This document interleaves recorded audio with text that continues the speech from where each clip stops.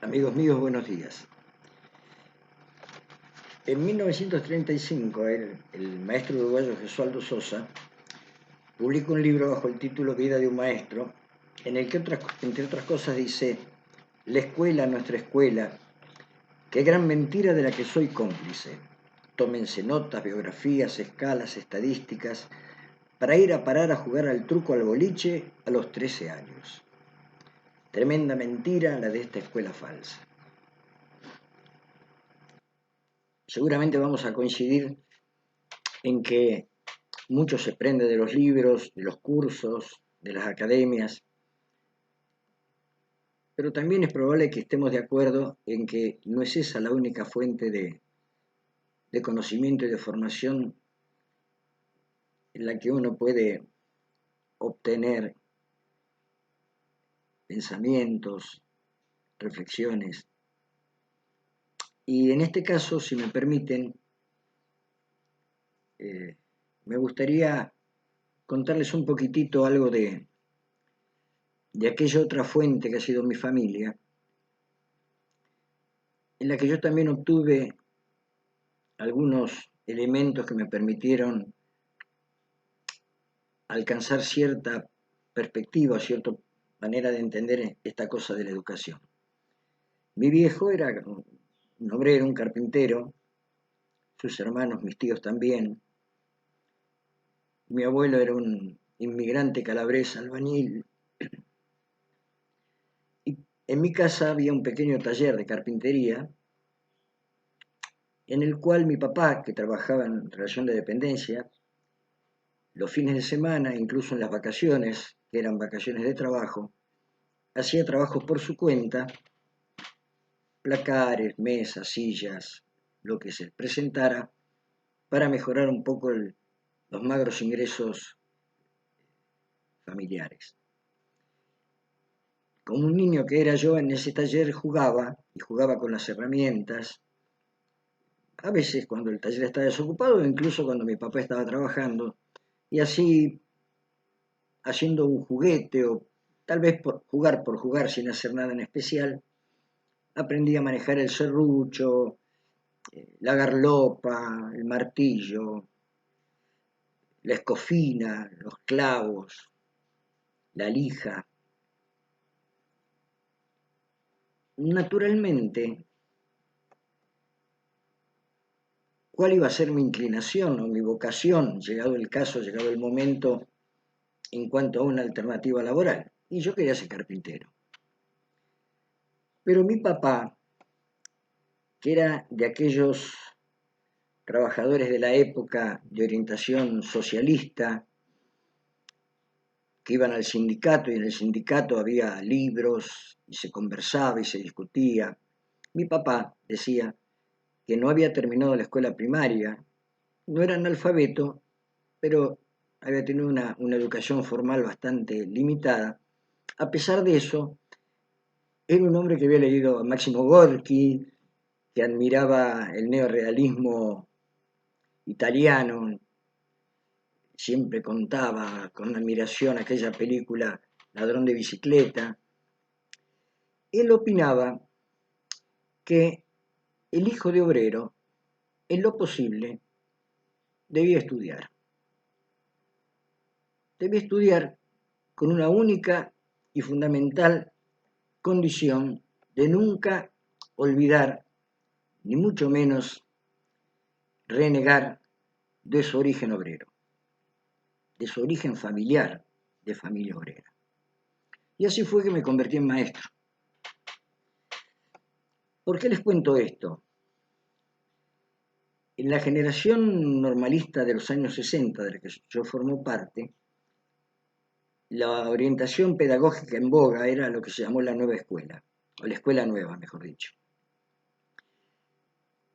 Uno de cuyos más importantes representantes era John Dewey, con su libro Democracia y Educación,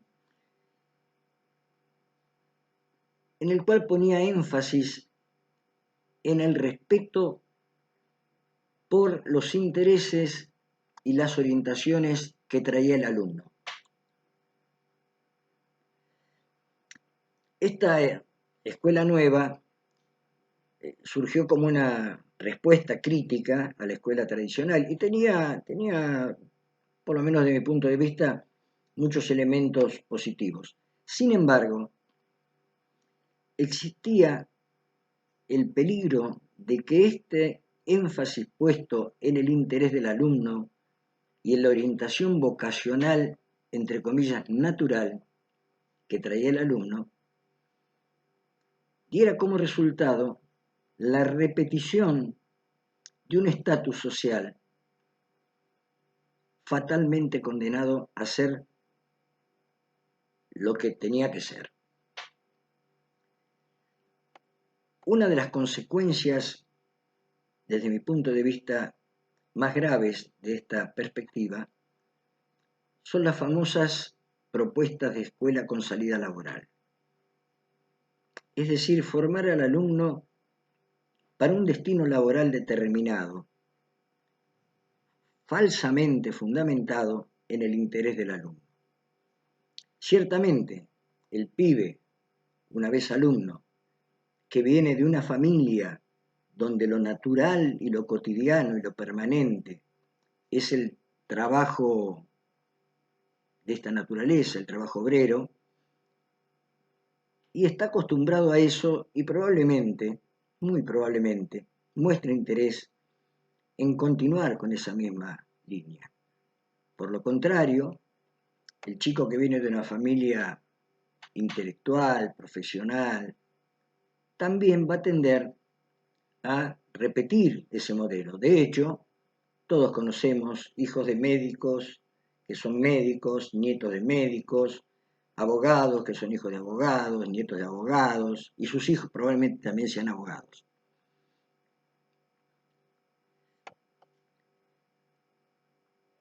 Esto tiene, para mi gusto, una trampa, que es bajo la apariencia de un respeto por los intereses del niño, la preservación de un estatus que divide la sociedad en los unos y los otros. Pero también tiene una alternativa, que es aquella escuela que, respetando los intereses del pibe, del alumno, pero como punto de partida y no como punto de llegada,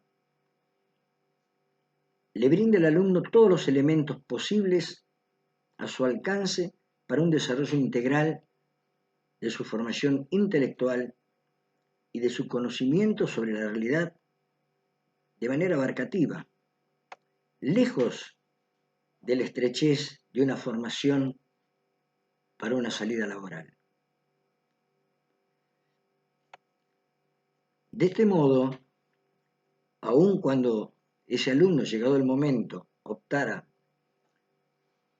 por una formación laboral determinada, como trabajador, como obrero, y no como profesional, tuviera los mayores elementos para tener una mirada crítica sobre esa realidad. Una mirada que le permita analizar no solamente tener solamente las habilidades de su oficio, sino la capacidad de analizar todas las relaciones que están implicadas en la práctica de ese oficio. Relaciones laborales, derechos laborales, relaciones económicas, bueno, todo lo que sabemos que implica ocupar un lugar en una sociedad. Por lo tanto, una escuela generosa en el sentido de abrirle las puertas a todos los conocimientos, cuidando muy delicadamente el desarrollo integral de esa persona y no solamente sus habilidades laborales específicas, digamos. Cuando en la escuela normal eh, me tocó estudiar a mí, si no recuerdo mal, éramos solamente dos los hijos de obreros. Mi compañero José Luis, hijo de un zapatero, y yo. Y tal vez algún otro que en este momento no lo recuerdo. Mucho menos en la universidad, ni hablar.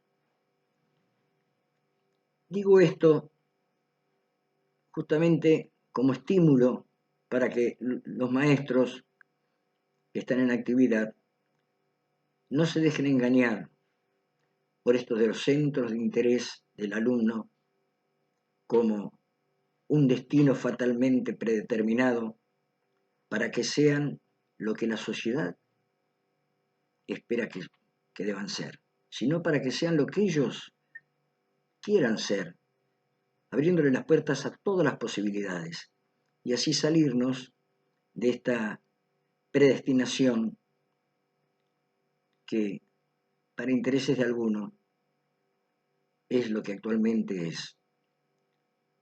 Y que la escuela deja de ser una puerta a la reiteración de un estatus social predeterminado a favor de unos pocos y en perjuicio de muchos. Los saludo, les mando un abrazo a todos.